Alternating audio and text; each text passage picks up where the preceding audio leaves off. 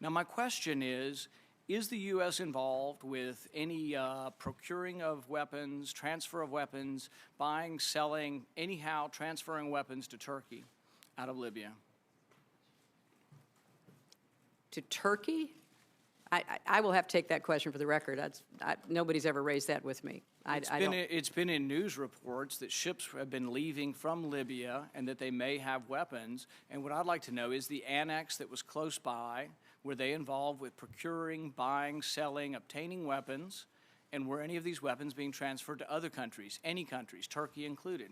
Well, Senator, you'll have to direct that question to the agency that ran the annex.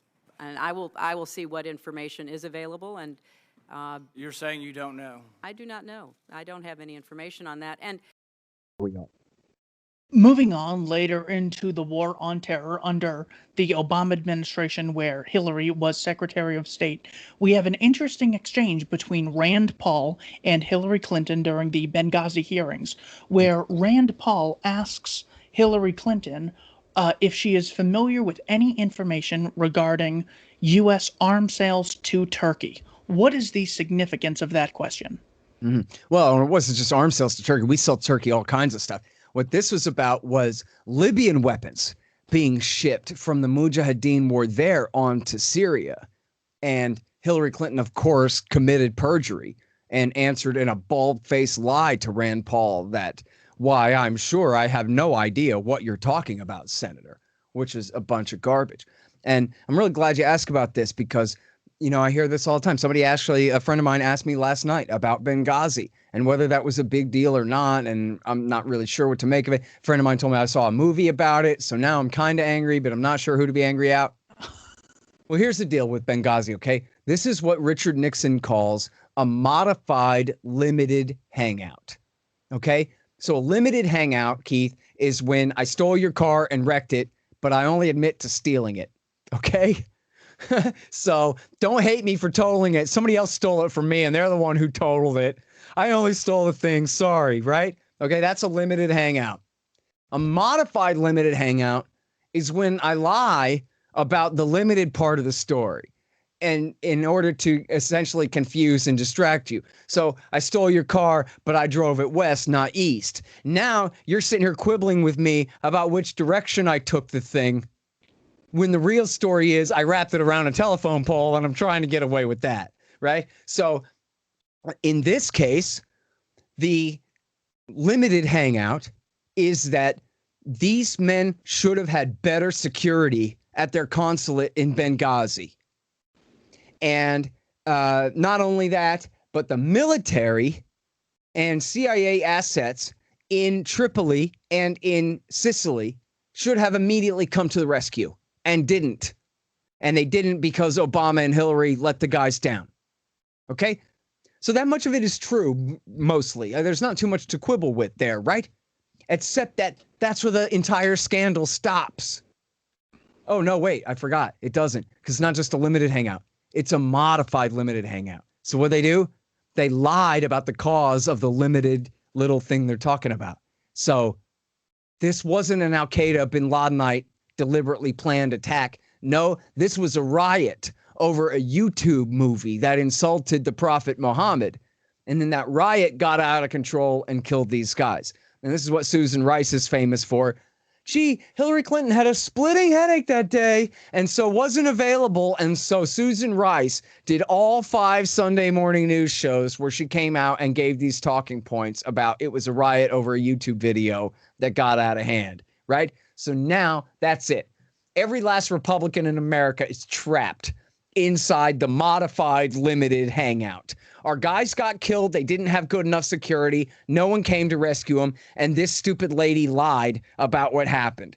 Meanwhile, what's the real story? The real story is high treason. The real story is the Americans were backing bin Ladenite al-Qaeda terrorists, the Libyan veterans of Iraq War II, Zarqawi's guys, the Libyan part of the Islamic State of Iraq, al-Qaeda in Iraq. And they are known as the Libyan Islamic Fighting Group, primarily, and there's Ansar al-Sharia. The British had backed LIFG against Gaddafi back in the 1990s and then had backed off once the dawn of the terror war started. So now check this out, man. The year's 2011. The Arab Spring breaks out in Tunisia and Egypt. Riots break out in Libya. Really, war breaks out in Libya with armed factions in the east of the country fighting Gaddafi. We still got troops in Iraq. Bush's troops are still in Iraq till the end of 2011. And what are they? They're embedded with the Shia fighting against what's left of al-Qaeda in Iraq, what's left of the bin Ladenite radicals of the Sunni insurgency. So the war on terrorism, the terrorism the U.S. created in Iraq, but still, that war is still happening for another year. And bin Laden's still alive. Obama doesn't kill bin Laden till May. But he starts backing bin Laden's group in Libya starting in February and March. And so it's treason. And by the time of the Benghazi attack of September 11th, 2012, the war's been over for a year, right? America succeeded in deposing Gaddafi. He was lynched on the side of the road. They shoved a bayonet up his backside and then shot him in the head on the side of the road. And then after a year of this, they decided immediately, this is the New York Times calls it, Hillary Clinton's bank shot. That was what the State Department called it. This will be our bank shot. Aren't we clever? And we'll take all the mujahideen and the guns from the war in Libya and we'll send them on to the fight in Syria. That is why Christopher Stevens was in Benghazi, not Tripoli. Why weren't they at the embassy? Why were they at this makeshift consulate? Is because it was a CIA op working with the Qataris to funnel terrorists and guns off to Syria. So then here comes the Sunday Times of London. Hey, look, a giant ship full of guns and terrorists is unloading at the port of I forget where in Turkey. And a scuffle broke out on the dock between the Muslim Brotherhood and the local al-Qaeda representatives over who's going to get the goods. And that's what Rand Paul was asking Hillary Clinton about, that she was pretending to know nothing about. This massive operation to extend high treason on behalf of bin Ladenites in Libya in 2011 onto Syria to continue the same policy. And we are skipping around, forgive me, Keith, but why? To get rid of Assad. Why? This doesn't apply to Gaddafi so much. But to get rid of Assad? Because he's friends with Iran. And we really hate that. And why do we really hate that? Because now Baghdad is friends with Iran too, because of George Bush putting their best friends in power there. So now that America has empowered Iran in Iraq, well, maybe we can take out their buddy in Damascus, Syria as a consolation prize. See, and that was the reason. And they said so. I mean, Barack Obama said all this in an interview with Jeffrey Goldberg in The Atlantic, that Jeffrey Goldberg says, listen, if we could get rid of Assad, that'd be a great way to take Iran down a peg, don't you think? And Obama says, quote, absolutely. And that's exactly what we're doing. And that's why we're doing it. And Jeffrey Goldberg says, well, what more can you tell me about America's effort to get rid of Assad in Syria? And he says, I'm sorry, Jeffrey Goldberg, I can't tell you anymore because your clearance isn't high enough, right? Yuck, yuck. I could tell you, but I'd have to kill you. In other words, there's a massive CIA operation of the highest treason in the history of humanity going on right now as America backs al-Qaeda in Iraq, in Syria. So, yeah, I remember that article. I think it's titled as President I Don't Bluff. That's the one. So, okay. So Rand Paul is asking Hillary about weapons from Libya to Turkey to Syria. And in Syria, they are arming al-Qaeda, correct? That's right. And look, they hide behind. Who are the arms coming from in Libya? Who has them in Libya? Is it just bin Laden? From Gaddafi's stores. That's from the looting of the prior regime and their weapons stores. And this is with Erdogan's approval or knowledge? Absolutely right. Absolutely right. And in fact, you know, as late as, say, 2014, maybe 2015. No, it would have been 2014, I guess. Phil Giraldi, who is a CIA officer who had formerly been stationed in Turkey back during his CIA career, and who goes there on vacation from time to time and this kind of thing. He told me on the show that he'd been in Ankara. I forget now if it was Ankara or Istanbul. Anyway, one of the other, the two biggest, most important cities in that country.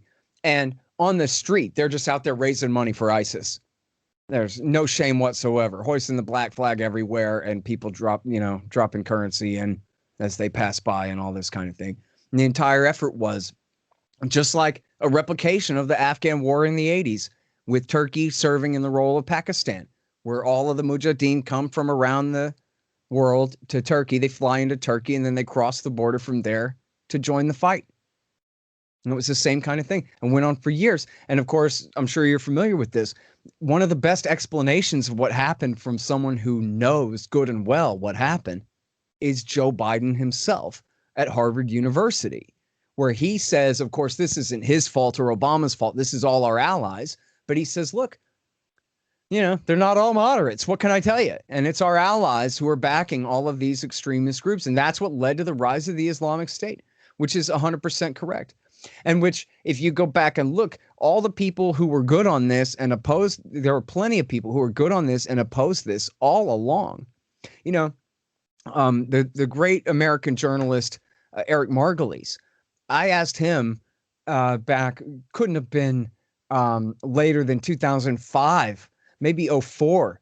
For the first time, I asked him, Eric Margolis, these neocons want to get rid of Assad so bad, but what the hell they think they're going to replace him with? I mean, as far as I understand, the second place most organized force in the country outside of the Ba'athist regime there would be the Muslim Brotherhood. If you got them, you'd be lucky. It might be, after all this conflict in Iraq, you might get real ass Bin Ladenites, right? And Eric Margolis is going, yeah. And Lou Rockwell is, yeah, these neocons want to overthrow the last regime in the region, the last government in the region where you can get a drink. They overthrew secular Iraq, secular Ba'athist Iraq, where women with no headscarf could teach college in blue jeans. And now they're going, and these are the anti-terrorists going after all the secular dictators, the ones we don't control.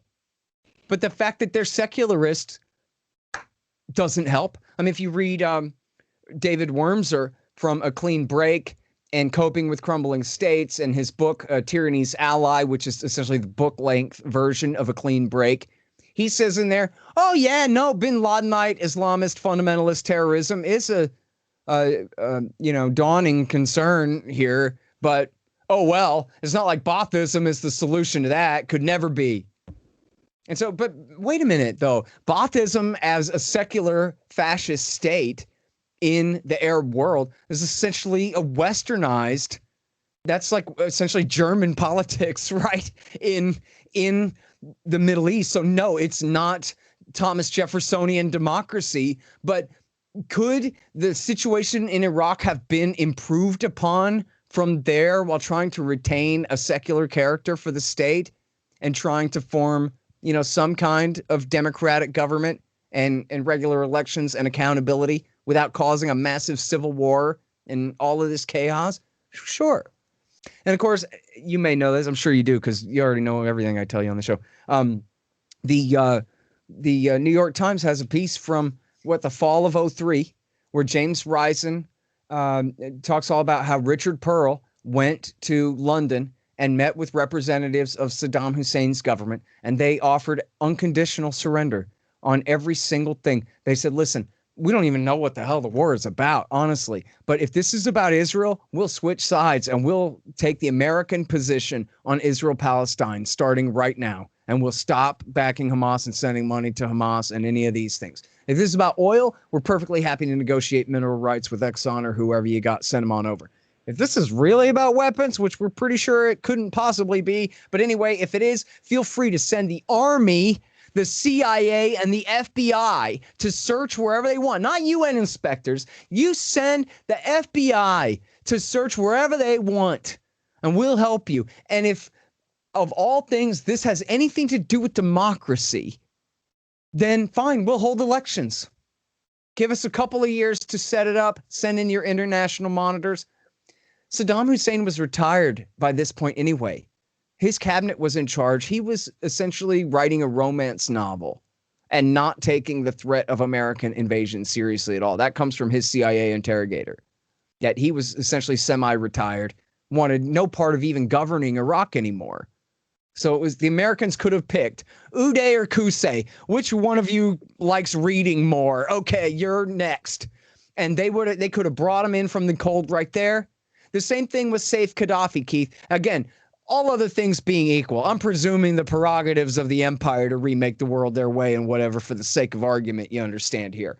Saif Gaddafi was ready to kick the old man upstairs and institute real democratic reforms. He was a kind of guy who had a bunch of power coming to him, but was smart enough to know that you can't just run a medieval back-asswards dictatorship in North Africa forever, and that things have got to change around here. And so he was like an educated guy and an interested guy and had done, he was what Hillary Clinton called Bashar al-Assad, a moderate reformer. Well, that's actually right. You know what? Bashar al-Assad is 100,000 times better, who is a murderous secular fascist dictator, but he's 100,000 times better than Abu Muhammad al-Jalani, the leader of the Jabhat al-Nusra, which is now called Hayat Tahrir al-Sham over there, which is just Al-Qaeda in Iraq and Syria, the one still loyal to the bin Ladenites, still loyal to Zawahiri, rather than the ISIS guys who split off. But there's no question either that a dictatorship attempting reform under Saif Gaddafi in Libya for the last 9 years would have been 1,000,000% better for the average person of any town in that country. And they've been at war this whole time. They've had horrible anti-black pogroms. The entire population of the town of Tawerga was wiped off the map. Women, gang raped in their refugee camps.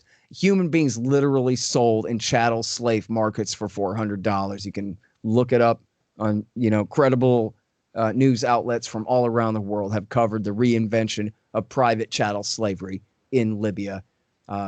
Unending civil war between the former CIA sock puppet Haftar versus the bin Ladenites, the Mujahideen led by Belhaj and the other Islamists, where now you have, I love this, currently the war is Haftar, who supposedly doesn't work for us anymore, now works for the Russians, but is also backed by our allies in Egypt and the United Arab Emirates. Whereas the Islamists in Tripoli, now it's the secularists are in the east and the Islamists are in the west, so that's switched. Now that the Islamists control Tripoli because we gave it to them. And the Islamists in Tripoli are backed by the U.S., Qatar, and Turkey. Because, of course, Qatar and Turkey are the big boosters of the Muslim Brotherhood in the region there. And so this is absolute chaos that has come from these regime changes. And when there were options, I mean, again, look, the Assad regime, for example, I mean, Hillary Clinton had met with him. Nancy Pelosi had met with him. John Kerry had met with him. And if they meant what they said about we want to see democratic reform and an improvement in civil rights and liberties, protections and all that, they could have pursued that and they could have had some real success.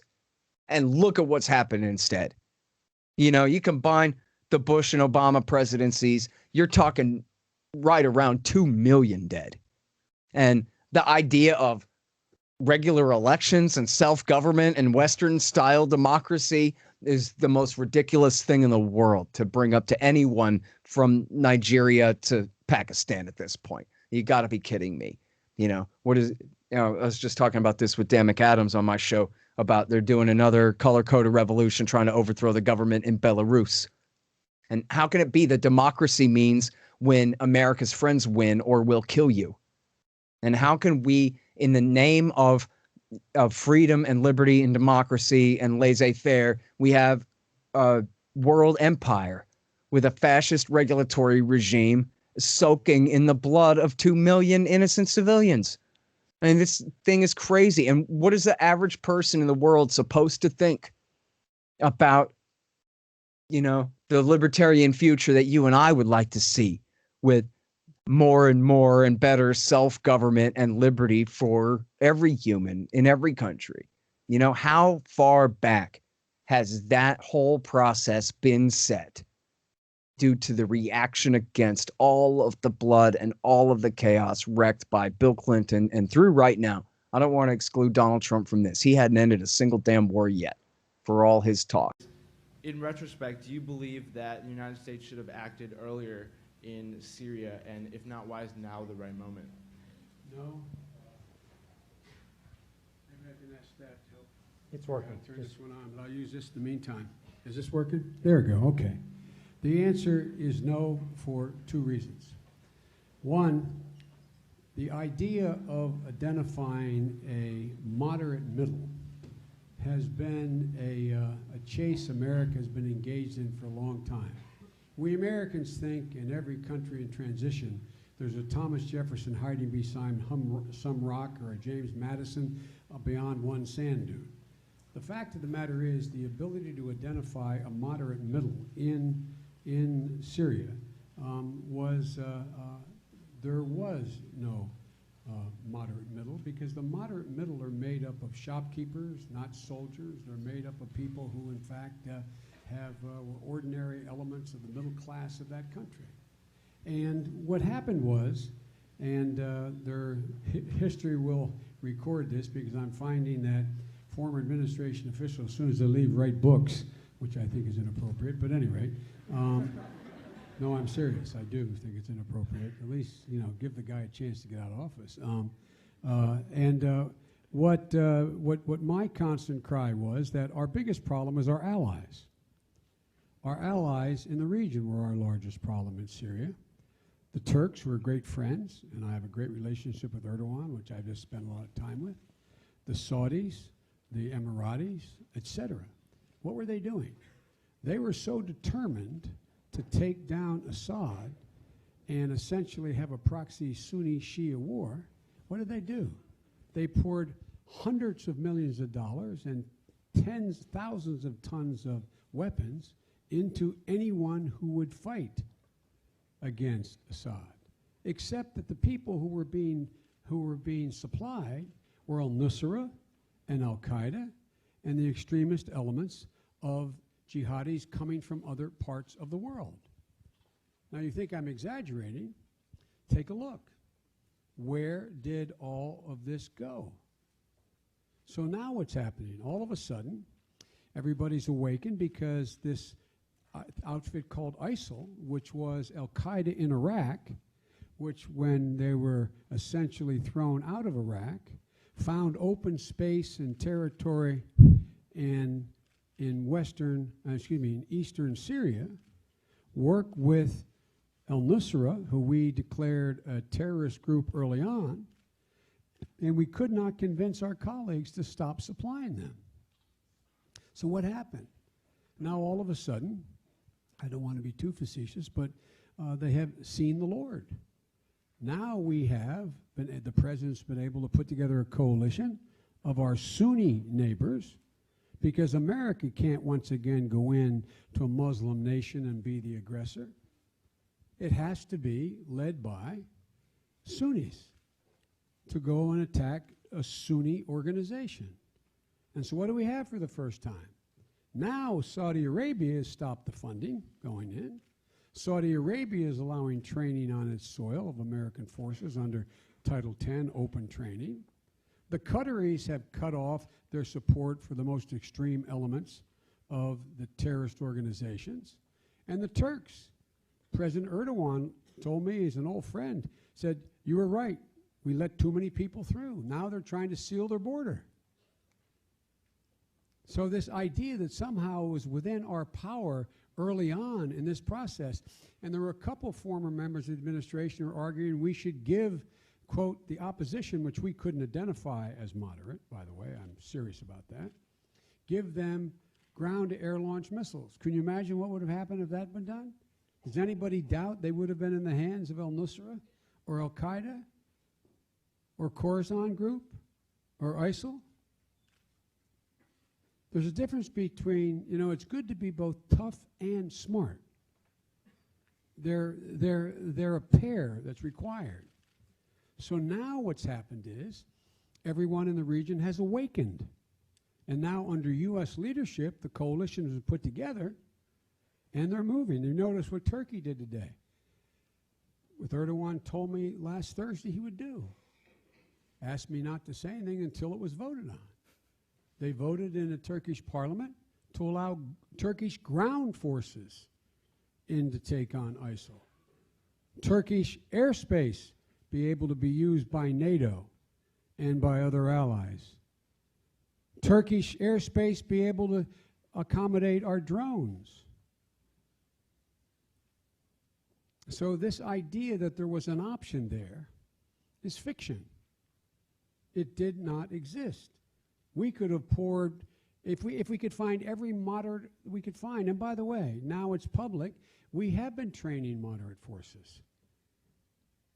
But we've been very select in making sure who they were and vetting them. And now the number is classified, but there are more than several thousand in country now, and there will be more. But it's absolute fiction to suggest that early on, if we had just acted more quickly.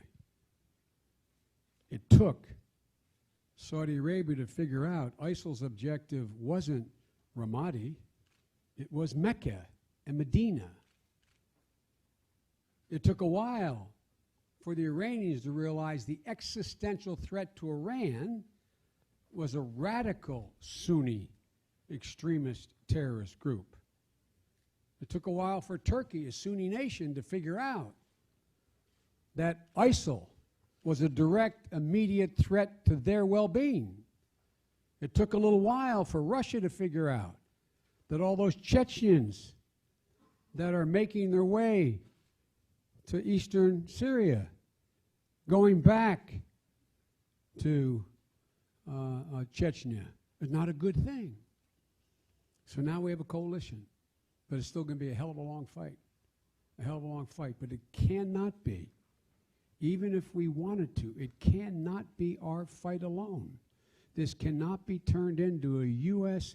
ground war against another Arab nation in the Middle East.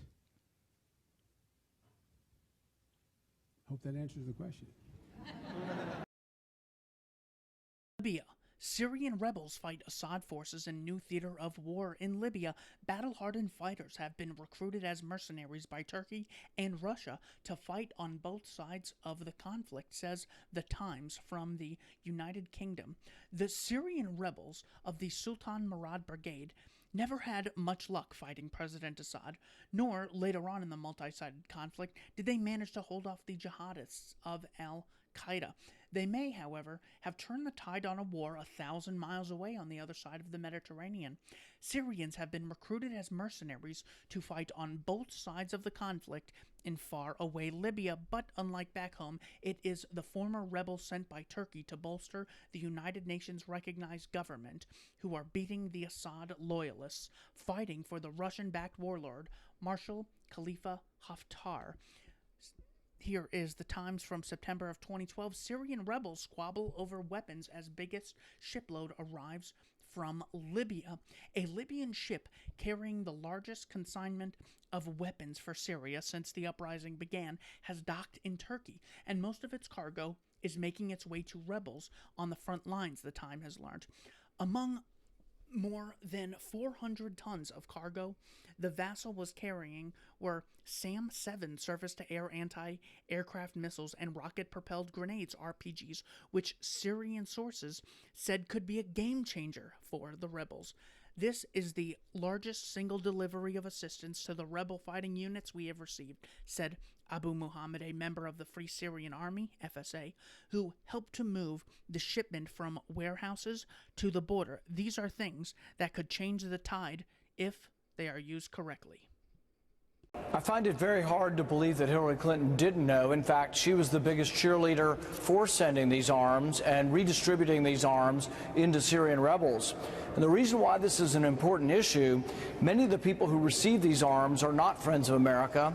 Many of them are linked to al-Qaeda, al-Nusra, and some of these weapons may well have wound up in the hands of people who became ISIS. So this is no small fact. Whether or not she told the truth is a big deal, and some of of the emails coming out about Benghazi indicate that maybe she did know a lot more about this arms trade than she let on.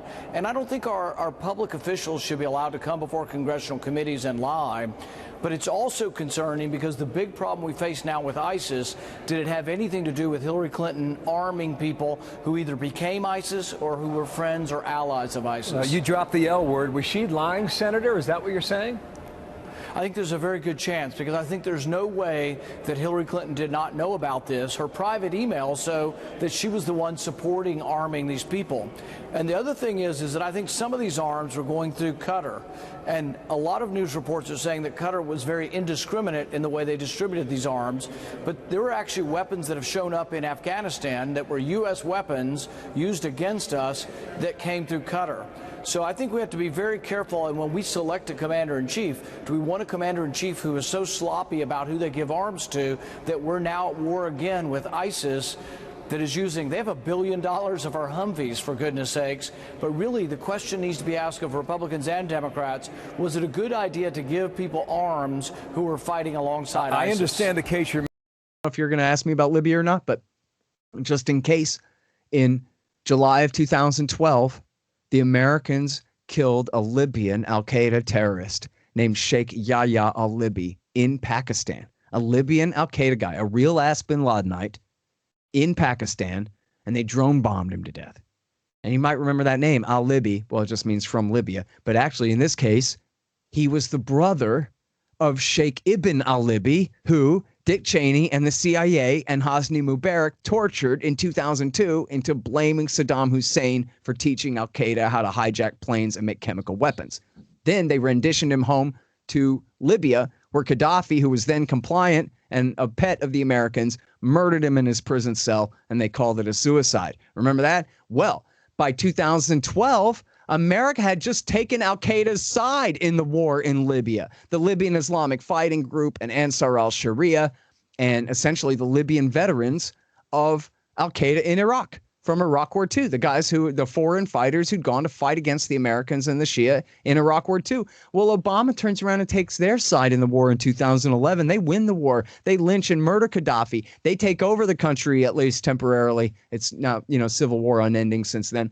But in September, on September 11th, 2012, the al-Qaeda guys take their revenge and murder Christopher Stevens and the guys at the makeshift consulate there in the Benghazi massacre. And of course, the CIA guys at the safe house down the road as well. And what was going on there? Just like Bill Clinton in the 90s. Well, geez, we're so surprised the al-Qaeda guys would kill us after all we've done for them. We just fought this whole war for them against Gaddafi. And here we are. Why are they in Benghazi in the first place? Because they're shipping Mujahideen terrorists and Gaddafi's stolen weapons off to Syria for the next war on behalf of al-Qaeda against the Shiite aligned forces there. And so that's why they're even there. But left hand and right hand, it's one administration, but they're not coordinating this stuff. And nobody's saying, hey, might it be a problem if we're murdering Libyan al-Qaeda guys in Pakistan at the same time we're backing Libyan al-Qaeda guys in Libya? Because guess what happened? Ayman al-Zawahiri himself put out a podcast saying, hey, Libyans, look what they did to Sheikh Yahya al-Libi, your guy, our loyal fighter here in Pakistan. But you know what? I heard that Americans have a makeshift consulate in Benghazi, and September 11th is coming up. And so Zawahiri recommended this attack, and they did it. And that was the true origin of the Benghazi attack. Was on one hand, they were in the middle. They were up to their necks in high treason, backing their enemies, the al-Qaeda guys. While on the other hand, they were fighting against their enemies in Pakistan. And by killing one of them, inspired this revenge attack in Libya. So I think we talked before about the limited hangout there in Benghazi, where they blame the lack of security, but without talking about the real problem was that they were funneling all these guns and terrorists off to Syria. Well, this is the other side of it. The drone war in Pakistan that set off the whole thing. Heavens. So